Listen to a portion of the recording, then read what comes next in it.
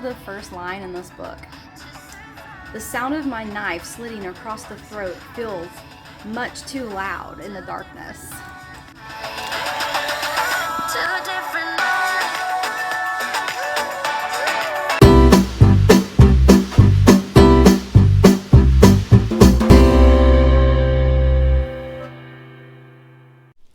Hello and welcome to August TBR, and welcome to a new space that I have.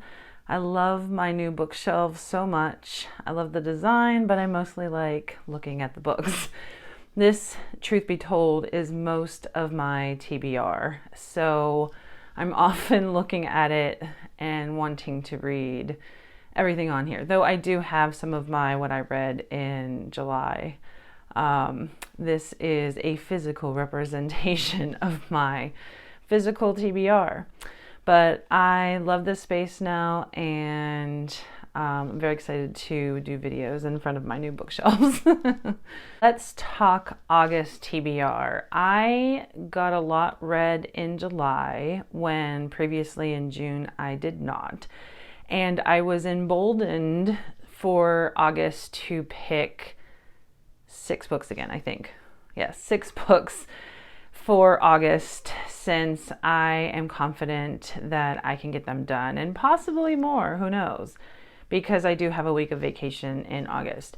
So let's just dig right into what August is going to bring. First off, I am very, very excited because Sherry LaPena just released. I bought it yesterday, just came out yesterday. Everyone Here is Lying. I did talk about this book during the episode where we went over all books for the rest of the year and what we're excited for in each month. And I've been wanting to read this one ever since I knew it was coming out this month. So it may kick off August, though I have to see what timing is on some of the videos that we're planning. So this one is about William, who had an affair with, I don't know if they tell you who the affair is with, it might be part of the twist. But during an afternoon, he breaks it off, or the woman breaks it off with him, and they're at a motel. He goes home and finds his young daughter, Avery, who I think is 9 years old, is home early from school. He loses his temper, is what it says, and she's reported missing hours later, and I'm sure that's part of the plot of why she's reported missing hours later. And I'm not the way they put it, it didn't sound like William was the one who was reporting her missing. So when the police come to talk to everybody that may have seen something, neighbors and such, it states that the neighbors have a lot to hide, so therefore they're not telling the full truth to the police either. And I'm sure there's going to be lots of twists and turns in this domestic thriller. She is one of the ones I originally read when I started reading psychological thrillers. I don't know if I even remember the first author that I read that got me so sucked into this type of book, but I know she was one of the first. So I'm excited to read this one, and I hopefully will have lots to talk about for this one in my recap for August. I gotta admit, I just don't know yet what books I want. I'm not sure. I have so many to read. This is gonna be an extremely busy month for me. So first, I guess I'll just start with the books that I know we're gonna read, because we are gonna be putting out some reading vlogs for these books. So if you are not subscribed, then hit that subscribe button and the notification bell to get all our notifications. You'll be notified when we release the videos for these books. So here we go. The first one I'm gonna read is Rouge by Mona Awad, and this is the author of Bunny. Jen and I received ARCs for this book, so we want to go ahead and read it and put out our ARC review video before the release. The release date is September 12th, so this will be coming September 12th. If you're interested in that, then stay tuned for our review. Next, and it's okay for me to show because Amanda does know that I did get her this copy. She even knows that it has sprayed edges. I haven't sent the package yet, but she, I'm sure, is going to be excited as I am to read this book too, because It's not just that it looks pretty, and it's The Wishing Game by Meg Schaefer. And this is what it looks like. Very, very beautiful. It was done by a small business owner who is actually in Medina, Ohio. The Scripted Letter, and I'm not sure if Amanda is going to put the link for that small business in this video. I know we're planning on doing a video around Wishing Game, but this small business owner who did this, I think, did a fantastic job, and it was wrapped so beautifully. And even on top of that, I don't know if all of her books come with this particular detail, but there is a signed nameplate inside of the book from the author Meg Schaefer.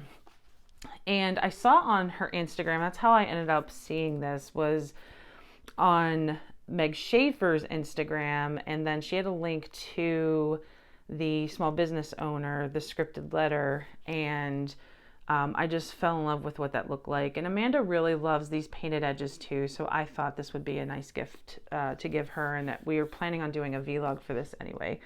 But what this book is about is a woman named Lucy. She grew up and she was very lonely, neglected child, and just clung to books, and that was her escape from reality. She loved a particular series from an author that seems reclusive, but the series was called The Clock Island. And at some point, the author stops making the books. I'm not sure if it was before she grew up or at what point the books had stopped. But her as an adult, she's still going through a hard time, and the author of that favorite series of hers announces that he's writing another book. But the twist is he's writing just one copy that someone can win, and he has 4 contestants that they're going to choose to try and win that copy, and he sends them to Clock Island, which sounds like, I was like, okay, there's a real Clock Island from these books, and it sounds like maybe the author lives at that place. So Lucy somehow manages to become one of the 4 contestants, and it does promise to have some twists and turns, which is my favorite. But just that premise alone, I just loved books growing up, and I very much already felt attuned to someone who clung to books growing up. I was such an avid reader. When I remember one of my first core memories was going to the library, and I took out so many books that I had to put some back because they had a limit. And I remember those being picture books. So I was pretty small at the time. And I just loved the Sweet Valley High series, Babysitter's Club, Nancy Drew, Sweet Valley Twins, like all of it. I was just addicted to books. Anne of Green Gables series, I could go on and on and on. And I feel like this is going to bring up a lot of those memories, and just thinking of the child that had loved books so much. I know we were going to do a vlog that might be going over some of the books that we read as a kid along with this one. I'm not sure what we're going to do, but that one really excited me because there's so many books that I loved as a child. If you watched our Summerween one, I went on and on about Christopher Pike and how much I loved those thrillers when I was younger. So I think this one's going to be really good, and I just love how gorgeous this book is too. But it also sounds like it's going to be a really good book, so I'm excited for this one. The next book we are going to be doing a vlog on, I don't have my physical copy yet because it's ordered. I have been searching everywhere for this book. I called around all the stores in my area. No one has a physical copy of this book, but I was able to find a copy online. So when that comes in, then I will have my copy. Jen was able to snag a copy at one of her local bookstores, so she has a copy. Worst comes to worst, if I can't get my hands on a physical copy before we do the reading vlog, I will just download episode, the Nook book, but we are going to be reading Divine Rivals by Rebecca Ross, and it is YA, but we have heard so much about this book. People are kind of comparing it to the same feeling you get reading Fourth Wing, so we're really excited about that. I have my doubts about the Fourth Wing level, but we will see. Is being talked about so much online. And at first, I wasn't really paying attention because it was being compared to Fourth Wing. And what they said was that it was even better than Fourth Wing.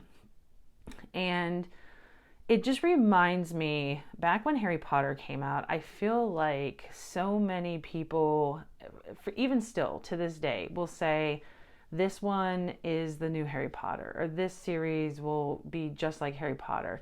Someone's always trying to find something when it's that popular that, oh, here is another one just like it.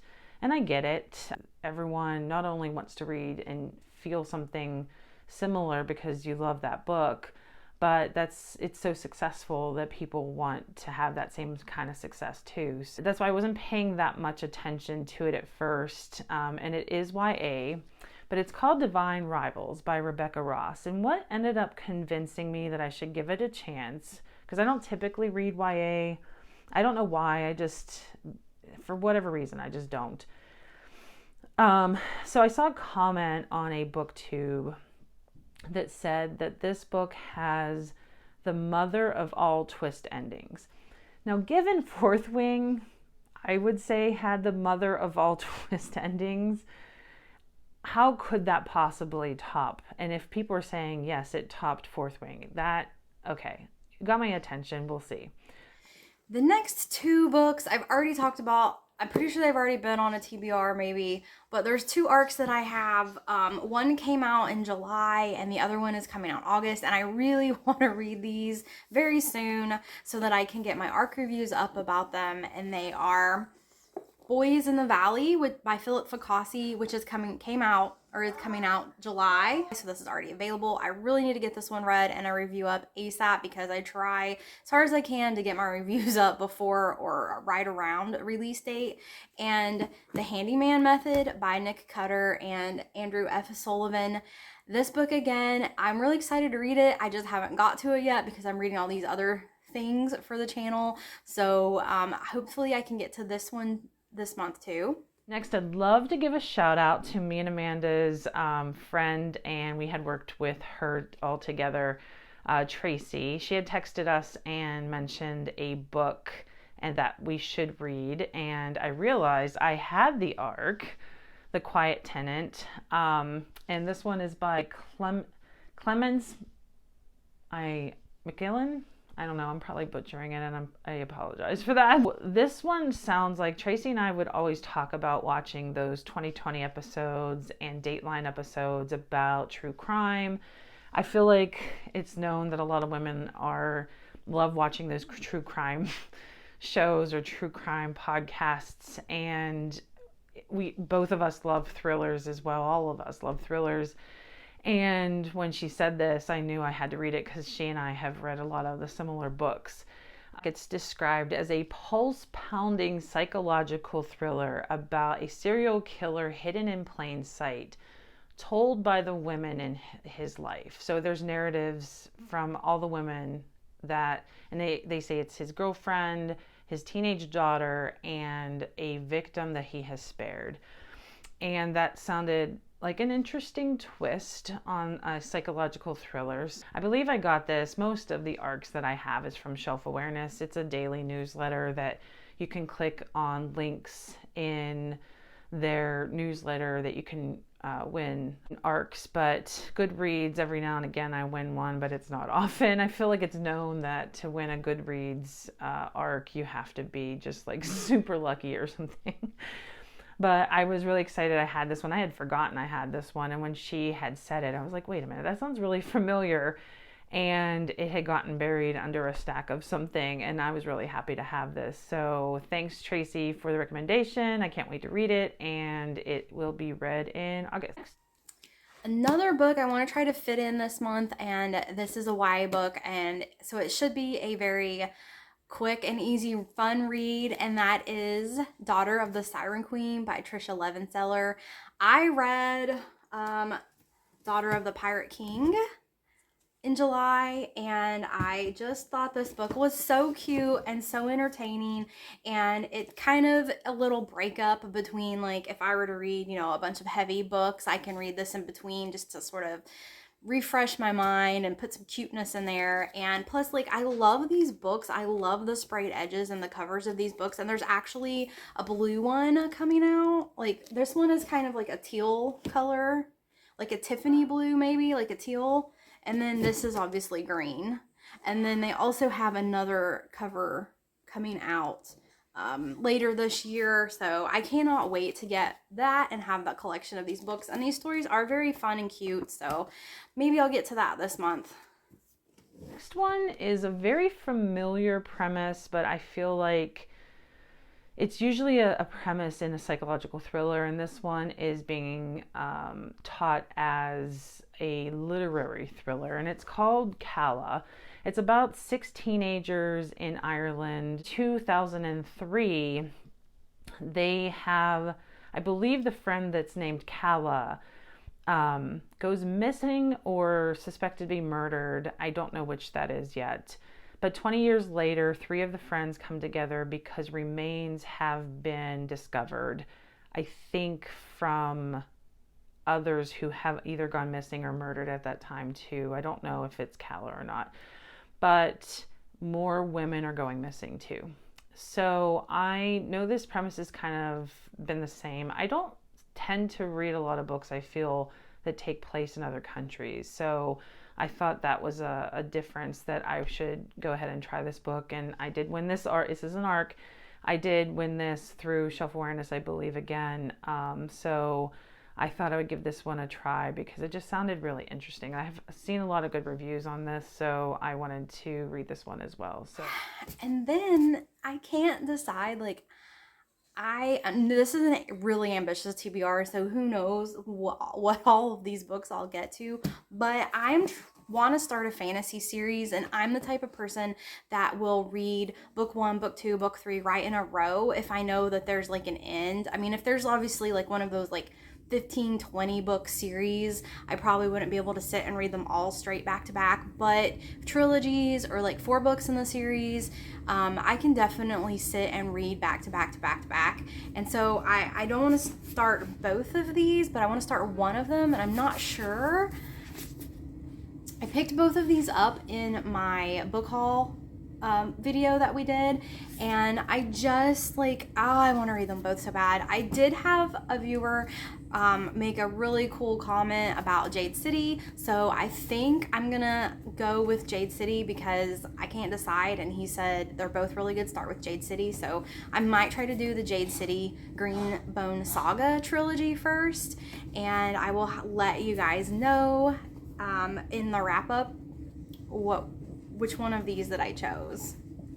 And last but not least, I last month had dragged a book from my June TBR into July because I had such a very unsuccessful reading month in June with only 3 reads that I was very disappointed. I couldn't get one of my TBR reads, and I dragged it into July, and I was successful, by the way.